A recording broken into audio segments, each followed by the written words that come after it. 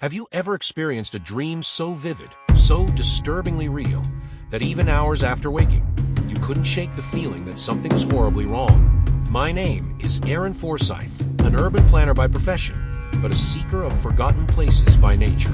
I've explored abandoned buildings, ghost towns, and eerie ruins, but nothing prepared me for what happened in my own mind. The story I'm about to share didn't begin with the flick of a light switch in a dark room or a creak in the floorboards.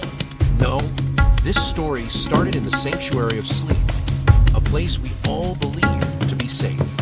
What began as a strange dream quickly turned into a descent into a nightmare so terrifying that, even now, I don't know if I've truly escaped it. But before we dive into the terrifying details, take a moment to subscribe and hit the like button. The stories I share here are not for the faint-hearted. They're for those brave enough to face the unknown, to confront the shadows lurking just outside. Trust me, you'll want to be prepared for what's coming next. You see, this dream wasn't just a figment of my imagination. It felt more like a premonition, a glimpse into something dark and ancient, something waiting in the corners of our reality. Even now, thinking back to it sends chills down my spine. The dream was different from any I'd ever had. It was too real, too detailed, too suffocating. It was as if my subconscious mind was warning me, showing me a place I was never meant to see, a place I still feel drawn to, even as I sit here speaking these words. And that's the scariest part. What do you do when your own mind becomes a prison? When the line between sleep and reality blurs so completely that you can no longer trust your senses? What I'm about to share with you isn't just a dream. It's the beginning of something far more sinister, something that's haunted me every night since. But as the saying goes, some nightmares don't end when you wake up. It began on a night like any other, with me slipping into what I thought was a peaceful sleep. But soon, I found myself standing in the middle of a forest unlike any I had ever seen. The trees were tall, their twisted branches reaching toward the sky like gnarled, skeletal hands.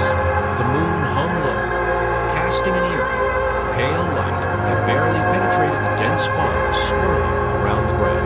The air was thick with a scent of damp earth and rot, a staleness that clung to my skin. And then there was the sound, faint at first, barely noticeable, but unmistakably there, a distant echo of something metallic, like chains dragging through the underbrush. It was as if the entire forest was alive, breathing, watching. I walked deeper into the forest, my footsteps muffled by the soft, damp ground beneath me. The sensation was unsettling, as if the earth itself was shifting under my feet, trying to swallow me whole. Each step felt heavier, more labored, as though the forest didn't want me to leave. I could feel the cold creeping up my spine, not just from the temperature, but from the overwhelming sense that I was being watched. Every snap of a twig, every rustle of the leaves seemed magnified, echoing in the stillness around me. But there was no wind, no movement other than my own, and that only made the feeling of being followed more suffocating. Then, I smelled it, a faint acrid odor, like something burning, but not wood, not leaves.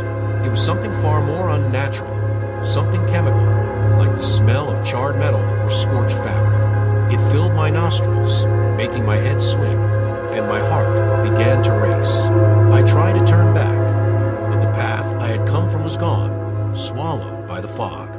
Panic clawed at my chest. I was trapped, lost in a place that shouldn't exist. The forest loomed around me, dark and oppressive, and I realized with a cold certainty that this was no ordinary dream. And then came the sound, a soft, distant scream, barely audible in a whisper carried on the still air. It was faint, but it sent a jolt of fear through me. It wasn't the scream of an animal or a person. It was something else, something far more primal, something filled with rage and anguish.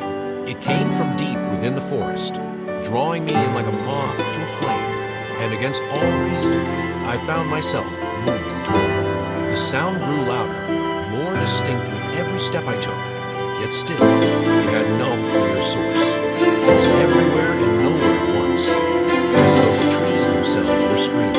That's when I saw it, a figure, barely visible through the fog, standing in the distance. It was tall and thin,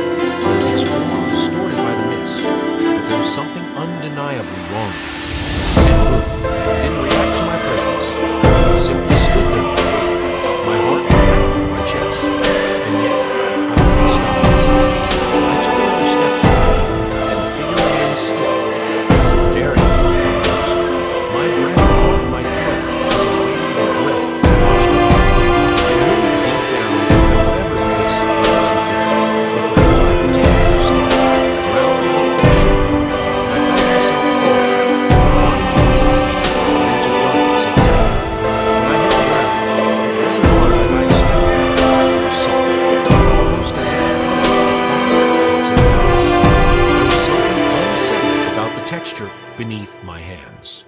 It wasn't soil or grass. It was cold, damp, and fleshy. I scrambled to my feet, my heart pounding, and looked around. The fog had thickened, and the trees seemed even closer now, their twisted branches like the ribs of some monstrous, decaying creature. The air was oppressive, heavy with the weight of something unseen, and the scream I had heard before was now replaced by an eerie silence. That silence, though, was worse than any sound, for it was the kind of silence that feels alive, as if something is holding its breath, watching, waiting for the right moment to strike. I started to walk, my steps slow and deliberate, each one sending a chill up my spine. The ground beneath me shifted with every step, giving way just enough to make it feel like I was walking on something living. My eyes darted around, trying to pierce the fog, but it was like the mist had swallowed the world, leaving me alone in an endless, claustrophobic room. The shadows twisted and moved in the corners of my vision, but when I turned to look, there was nothing. Or was there? I couldn't shake the feeling that something, or someone, was following me. The hairs on the back of my neck stood on end, and I felt the cold, unmistakable sensation of eyes burning into my skin. Then came the whisper. It was so faint at first that I wasn't sure I'd even heard it, but as I stopped to listen, it grew louder, more distinct, though still just out of reach. It was a low, guttural murmur, like someone speaking through clenched teeth, but the words were unintelligible. I spun around, trying to pinpoint the source, but the fog made everything seem distant and distorted. My breath quickened as the whispering grew closer, circling me like a predator stalking its prey. It was in my ears, my head, my very bones, and no matter how hard I tried to block out, it only grew louder, more insistent. Then suddenly, it stopped. Silence fell into me once again. This time, it was different. It wasn't just quiet.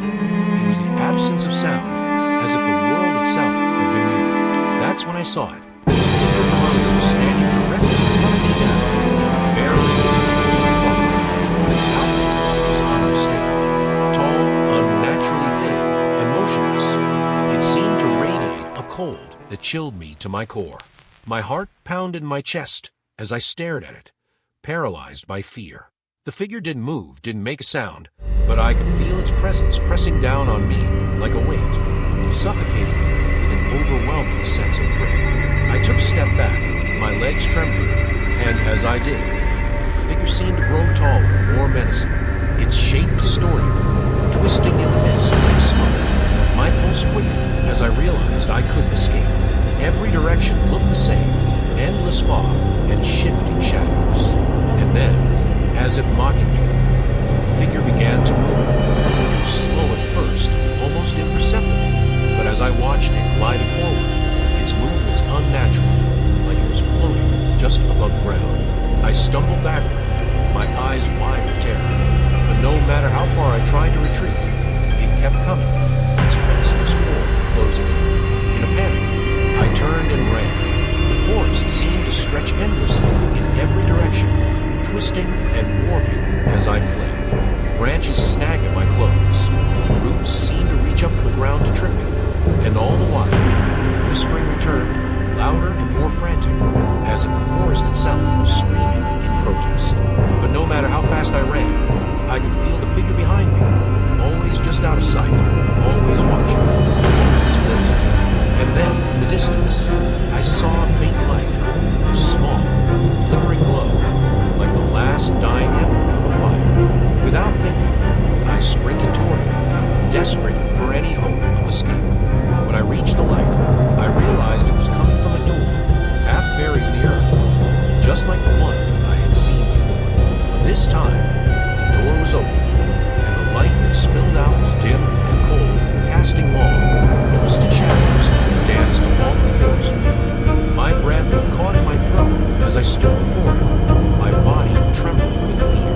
Every instinct told me to run, to turn back, but something, some unseen force, compelled me to step inside. And as I crossed the threshold, I knew I was stepping into something far darker, far more dangerous than any nightmare. As I stepped through the door, the world around me shifted. The light,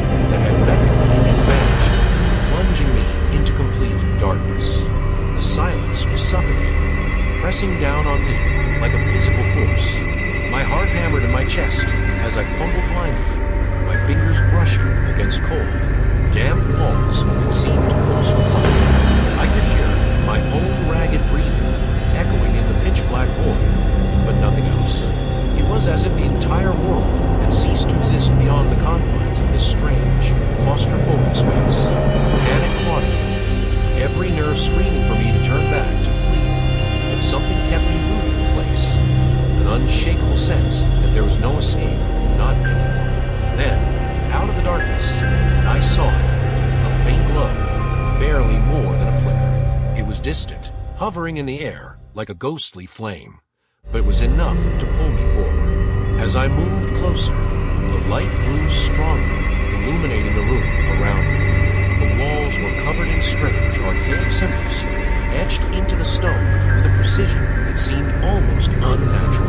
The air was thick with the stench of decay, and the floor was littered with debris, fragments of what looked like old, rotting wood, crumbled stone, and something else, something fleshy. I tried not to look too closely, afraid of what I might see. In the center of the room stood a figure. At first, it appeared to be a statue, carved from some dark, gleaming stone. Its form was twisted and grotesque, humanoid, but with elongated limbs and a head that was disturbingly featureless. But as I stepped closer, I realized with growing horror that it wasn't stone. The surface of the figure shimmered like oil on water, and I could see it pulsing faintly, as if it were alive. My breath caught in my throat as I took a step back. A deep, primal terror flooded my body. This was no statue.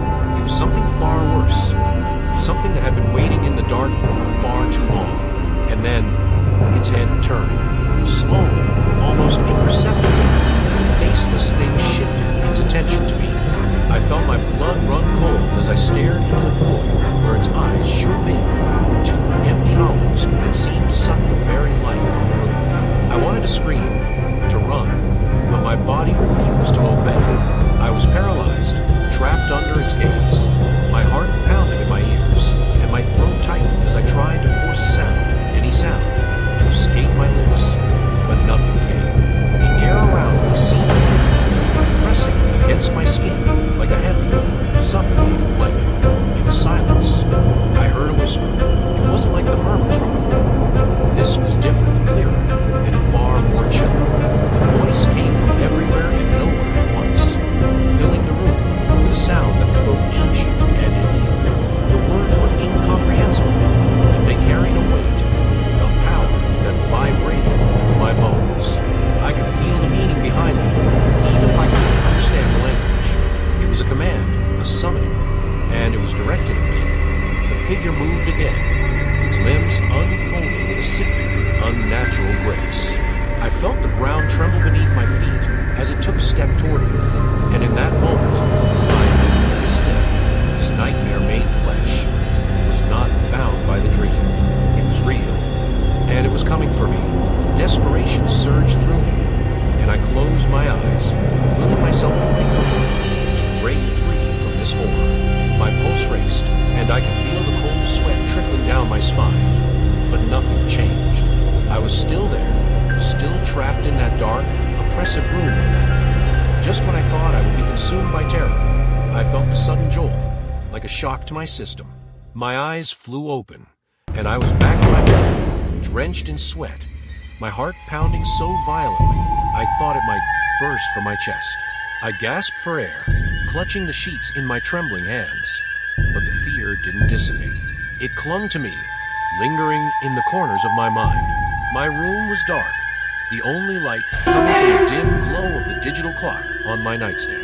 It was 3:33 a.m., but something was wrong. The silence in my room wasn't the peaceful quiet of night. It was thick, oppressive, just like in a dream. And then I heard it. The faint, metallic clink of chains dragging across the floor. My heart stopped. I sat up, my body rigid with fear, straining to listen. The sound was coming from somewhere in the house, soft but unmistakable. I froze, every nerve on edge. It wasn't a dream. The thing from a forest was here, in my home. The nightmare wasn't over. It had followed me back into the waking world. The next few days were a blur of restless nights and uneasy waking hours. No matter what I did, I couldn't shake the feeling that something was watching me, lurking just out of sight. Every corner of my house felt cold and alien, the shadows seeming to shift and stretch unnaturally. I barely slept, too afraid that if I closed my eyes, I would wake up back in that nightmarish forest or worse, not wake up. It wasn't just fear that bothered me. It was a sense that the dream was trying to tell me something. There was a connection, some thread that linked the forest to my real life, and I couldn't ignore it any longer. Driven by a need to understand, I started researching. I couldn't just let this be a random, horrifying dream. There had to be an explanation. I scoured forums and online communities for anything that might give me a clue. Keywords like screaming woods and haunted forests, leading me down a rabbit hole of folklore and forgotten tales. That's when I found it, the Screaming Woods. A dense, ancient forest located miles away from any town, known for the eerie, disembodied screams heard by locals. People who ventured too deep into the woods often spoke of strange phenomena, shadows that moved on their own, sense of being watched, and dreams so vivid that they left the dreamers questioning reality. Worse still, some who entered never returned. The details sent a chill down my spine. It matched my dream perfectly. The trees, the oppressive atmosphere, even the strange whispers. It couldn't be a coincidence. My heart raced as I read story after story of people who had gone missing, leaving behind only cryptic journal entries or strange symbols carved into trees. I dug deeper, looking for any mention of the figure I had seen, the faceless being that had haunted my nightmares. And then I found it, a single grainy photograph from decades ago. A figure, tall and thin, standing at the edge of the forest, barely visible through the mist. My stomach dropped. It was the same thing I had seen. I wasn't just dreaming. I was being drawn into something much darker. As if that wasn't unsettling enough, I started coming across local legends, whispers of ancient rituals performed in the heart of the forest. These rituals, according to the stories, were meant to summon or remind something old and dangerous. The more I read, the more it became clear that the forest wasn't just haunted, it was cursed, a place where the boundaries between worlds blurred. People who ventured too close spoke of symbols etched into the bark of trees, and I realized, with growing dread, that the symbols I had seen in the dream matched those descriptions exactly. I couldn't ignore the connection any longer. My dream wasn't just a product of my imagination. It was tied to something real, something ancient. The Screaming Woods was calling to me, and the dreams were merely the beginning. The figure I had seen, the oppressive atmosphere, the whispers, they were all warnings, but of what I didn't know. My curiosity, however, wouldn't let me rest. I needed to find out if my dream was connected to this forest in more ways than just an eerie coincidence. Desperation set in, and I reached out to locals who lived near the woods. One name kept coming up, Rowan, a man who had lived in the area his entire life and claimed to have seen things in the forest that no one believed. When I finally managed to get him on the phone, his voice was low, cautious. He told me he had experienced dreams just like mine, dreams that left him waking up in a cold sweat, always at exactly 3:33 a.m. But his dreams had started long before mine, and over the years, they had grown worse. What began as nightmares soon became reality for him too. He had seen the figure, the same faceless thing, and had heard the whispers. Worse, he said, the dreams never truly ended. Even when you woke up, they stayed, haunting your every step. Rowan's words confirmed what I already feared. Whatever was happening wasn't just a figment of my imagination. There was something real about the connection between the dream and the forest. Something sinister that was slowly creeping into my waking. I had to go there. The Screaming Woods wasn't just a place in my nightmares. It was calling me, demanding that I confront whatever darkness lay at its heart. But as I packed my things, ready to visit the woods, a cold dread settled over me. What if the forest was waiting for me? What if it had always been waiting for me? The closer I came to understanding, the more terrified I became. Because if my dreams were connected to that cursed place, what else had followed me back from the depths of sleep? And what would happen when I finally stood face to face with the thing that had haunted me for so long? I didn't know the answers, but one thing was certain. Whatever was lurking in those woods wasn't done with me yet. The drive to the screaming woods felt like a journey into another world. The further I got from civilization, the more oppressive the atmosphere became. The sky darkened, and a heavy fog began to creep along the edges of the road, as if the forest itself was reaching out to pull me in. Every rational part of me screamed to turn back, to abandon this insane quest, but something deeper, something primal, urged me forward. The closer I got, the more I felt the pull, like invisible hands dragging me toward the heart of the darkness. It wasn't just curiosity driving me now. It was a compulsion, an obsession that had wormed its way into my mind ever since the dream first took hold. When I arrived at the edge of the woods, I could feel it immediately, a heavy, unnatural silence that hung in the air. There were no sounds of birds, no rustling of animals in the underbrush, just a suffocating stillness that made every hair on my body stand on end. The trees loomed like sentinels, their twisted branches casting long, skeletal shadows over the narrow path leading into the forest.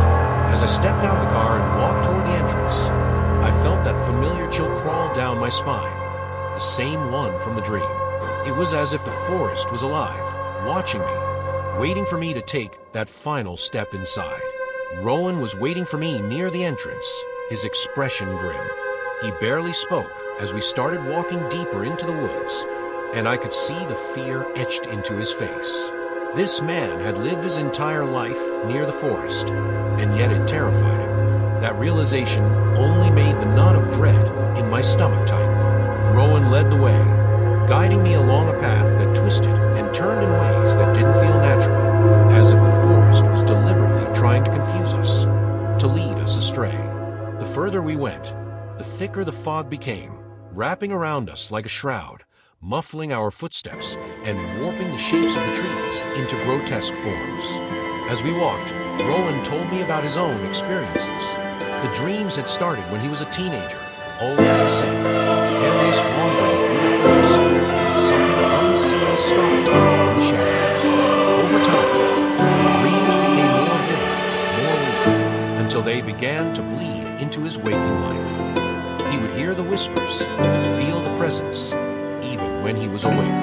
He had tried to avoid the forest for years, but no matter how far he went, he always found him again. That's when I realized this wasn't just a haunted place. It was something far worse. The screaming woods had a will of its own, and it had chosen us. The deeper we ventured, the more the world around us seemed to distort. The trees were no longer just trees. They were twisted, gnarled things, their bark covered in strange symbols that seemed to pulse faintly in the dim light. The ground felt soft and unsteady as my feet, like walking on something not quite solid, and the silence, it was unbearable. Every step felt louder than it should, every breath an intrusion on the oppressive stillness. I could feel the weight of the wolves pressing down on me, a sense of dread that grew stronger. The shadows seemed to move forward, flickering in the corner of my vision, and no matter how many times I looked over my shoulder, I couldn't shake the feeling.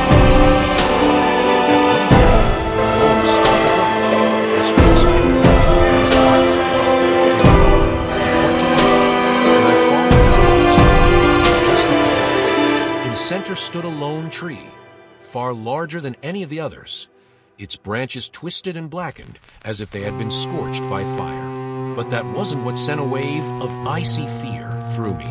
Hanging from the branches were dozens of small, twisted figures, made from sticks, bones, and scraps of fabric, their forms vaguely human but disturbingly deformed. They swayed gently in the non-existent breeze, their hollow eyes seeming to follow us as we approached. Rowan whispered that the locals called it the Tree of the Lost.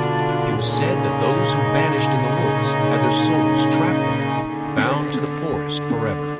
My heart pounded in my chest as I stared at the eerie effigies, their twisted shapes casting long, distorted shadows on the ground. I could feel something watching us from the darkness beyond the tree. something far worse than the faceless figure from my dreams. The air was thick with the scent of decay, and I could hear faint whispers on the wind, just like in the dream. My pulse quickened, and a cold sweat broke out on my skin. I wanted to run, but my legs refused to move. That's when I saw it. Just beyond the tree, half hidden in the fog, was a doorway. It looked exactly like the one from my dream, an ancient, weathered door buried in the earth, with the same faint glow spilling out from the cracks.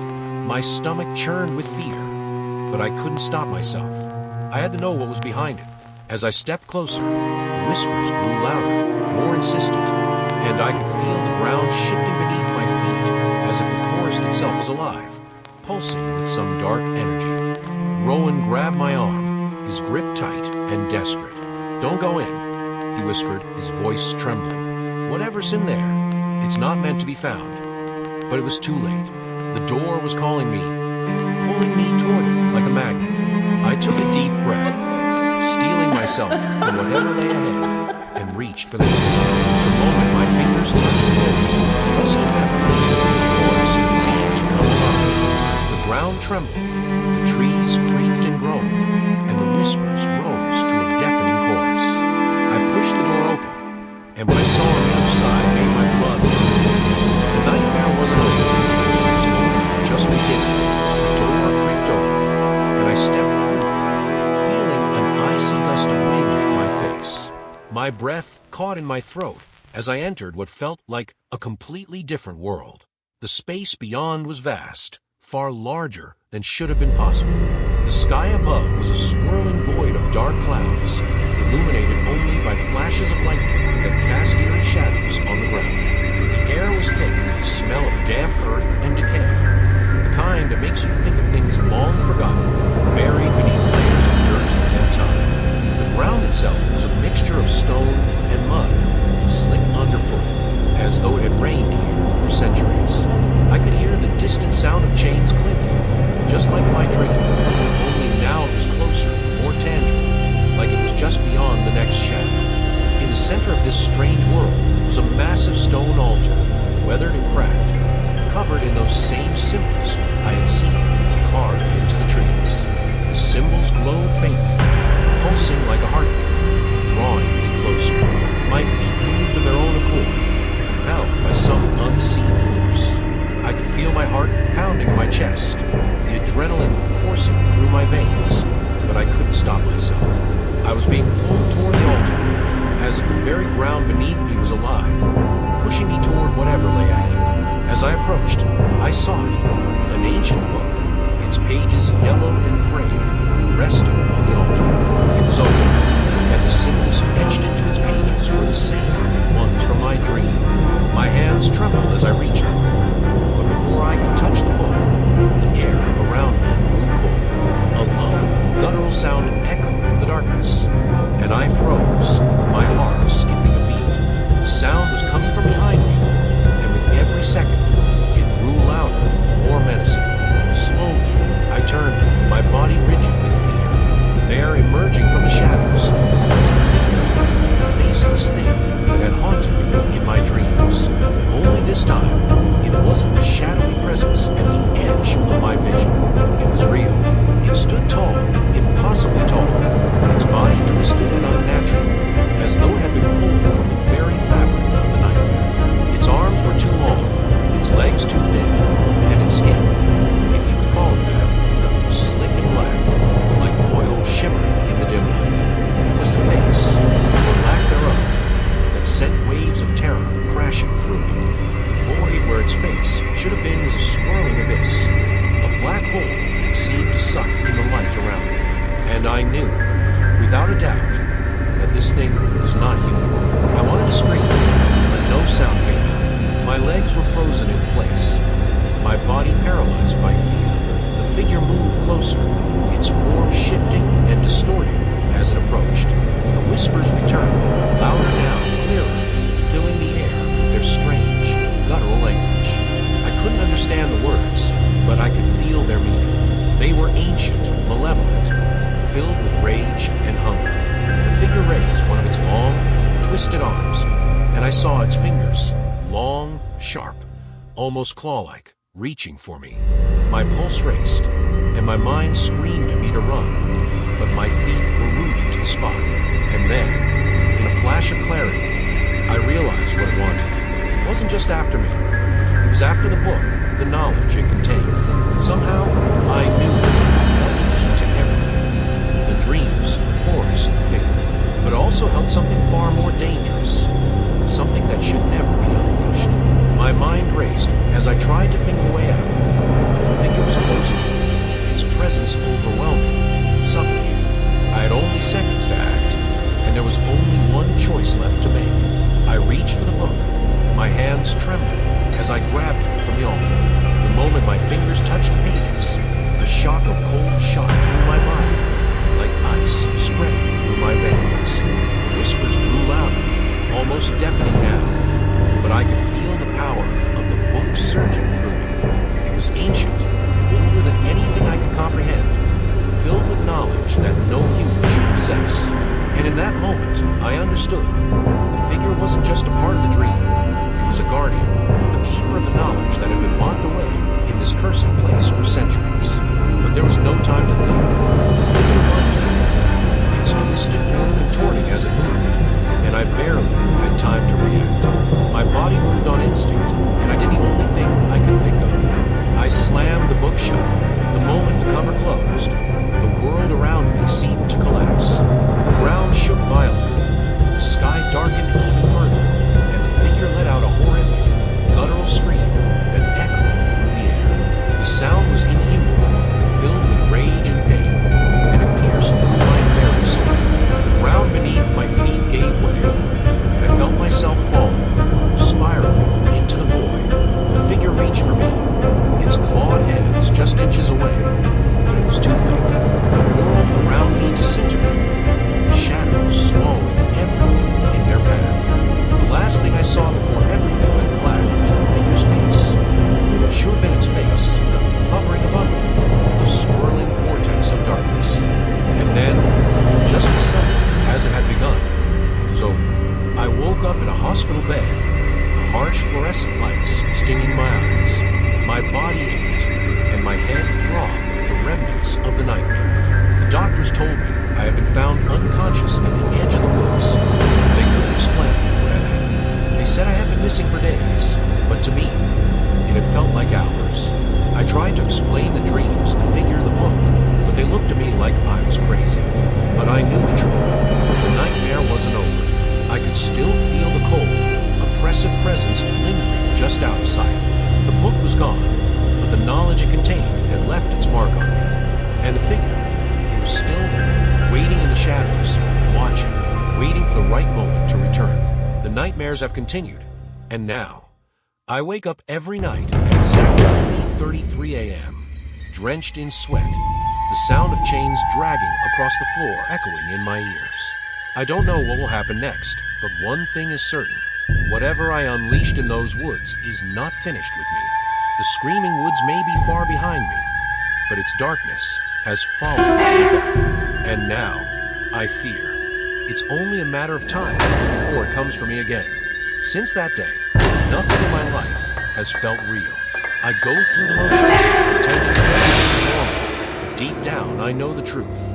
I brought something back from the screaming woods, something that lingers in shadows of my mind and my home. Every night, without fail, I wake at exactly 3:33 a.m., drenched in cold sweat, my heart racing, and the unmistakable sound of chains dragging across the floor echoing through the house. No matter how much I try to convince myself it's just my imagination, I know it's real. I've even started seeing things, small, fleeting glimpses of the faceless figure, standing in the corners of rooms, watching me with that swirling void where its face should be. The nightmares haven't stopped. Every time I close my eyes, I'm back in that forest, running through the endless trees, the whispers chasing me, the figure always just there. The fear doesn't leave when I wake. It's always there, creeping at the edges of my consciousness. But the forest is still calling to me, pulling me back. And the most terrifying part, I'm starting to feel like I want to go back, like there's an unfinished business between me and whatever lurks in that cursed place.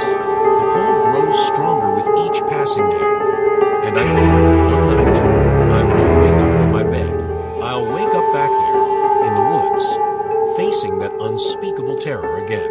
What's even worse is that the symbols from the book, the same ones etched into the trees, have started appearing in my daily life. I see them in unexpected places, carved into the bark of a tree outside my window, scratched into the walls of my house, even drawn in condensation on my bathroom mirror. Each time, it sends a shiver down my spine, a reminder that I am never truly alone. Whatever I encountered in the woods is still with me, still watching, still waiting. I don't know what it wants, but I could feel its presence growing stronger, more insistent, with each passing day. The most unnerving thing happened. I was lying in bed, my eyes barely open, trying to shake off the remnants of yet another nightmare. That's when I heard it, faint at first, but unmistakable. A whisper. It was the same voice from the woods, the same chilling, guttural tone. But this time, it wasn't coming from a dream. It was in my room. My pulse quickened, and I froze, listening as the whispering grew louder, more distinct. I couldn't understand the words, but I knew what they meant. The nightmare was far from over. The thing from the woods, the figure, the darkness, it was coming for me, and there was nothing I could do to stop it. I sat up, trembling, and looked around the room. My heart nearly stopped when I saw it. At the foot of my bed, just barely visible in the dim light, stood a figure. Its faceless head tilted slightly, as if it were studying me, deciding what to do next. My body seized with terror, but I couldn't move. I couldn't even scream. All I could do was watch as it stood there, its presence filling the room, an oppressive weight that made it hard to breathe. And then, as suddenly as it had appeared, it vanished. The room fell silent again, but the feeling of dread remained, hanging over me like a storm cloud. I don't know how much longer I can take this. The nightmares are becoming more frequent, more intense, and the lines between dream and reality are blurring. Sometimes, I'm not even sure if I'm awake or still trapped in that endless nightmare. The figure appears more often now, always just out of reach, always watching. It feels like it's waiting for something, but I don't know what. All I know is that whatever is coming, it's getting closer. And when it arrives, I don't think I'll be able to escape it. The worst part is that I'm starting to remember things. Things I had long forgotten, buried deep in my subconscious. There are pieces of my past that seem to connect to the nightmares, to the woods, to the figure. It's as if this has been building for years, maybe even my whole life. There's a moment from my childhood, a fleeting memory that keeps resurfacing. I was in a forest, alone, and I remember seeing something, a figure in the distance, faceless, watching me.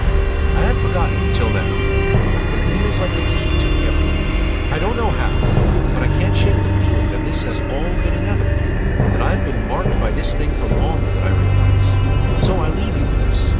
Was it all just a nightmare? Or am I caught in something far darker? Something I can't escape? Why do these symbols keep appearing? And what do they want from me? And what about that memory from my childhood? How does it tie into this horror that's overtaken my life? The answers are out there somewhere, but I'm not sure I want to find them. Sometimes it's better not to know, but maybe you have a theory. Maybe you've experienced something like this yourself. If so, I want to hear it. Leave a comment below with your thoughts. What do you think the figure was? Could this all be connected to something far bigger than just me? And if you haven't already, hit that subscribe button and share this video with others. Because sometimes the nightmares don't end when we wake up.